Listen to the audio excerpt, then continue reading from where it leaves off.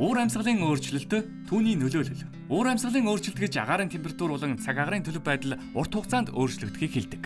Аж үйлдвэрчлэлтийн хурдтай хөгжлийг дагаад уур амьсгалын өөрчлөлт эрчимжиж байна. Манай дэлхий 1800 оны сүүлчээс 1.1 градус орчим дулаарч хэдэн зуун сая жилийн байгалийн тогтоц өөрчлөгдөхөд хүрсэн юм. Энэхүү өөрчлөлт нь манай орнд ч гэсэн нөлөөлж байна. Монгол орны агаарын дундаж температур 1940 оноос хойш 224 градусаар нэмэгдсэн. Үүнээс үүдэн ган зуудын давтамж ойртох болсон. Жилийн нийт хурд хүнсний хэмжээ 7% багасж мөнх цас, мөсөн голууд хайлж эхэлсэн. Бэлчээрийн ургамлын зүйлийн бүрдэл зөөрч, нургац сүлжилт эрчимтэй явагдаж бэлчээр доройтоход хүрсэн. Нийт бэлчээрийн 65% нь унган төрхөөсөө өөрчлөгдөж тодорхой хэмжээгээр доройтоход хүрлээ. Дөрвөн улиралд бэлчээр сэлгэн нүүдэг уламжилт нүүдлийн мал аж ахуйн хэв маяг алдагдаж малын тоо 3-аас 4 дахин өссөн нь бэлчээр доройтох нэг шалтгаан болж байна.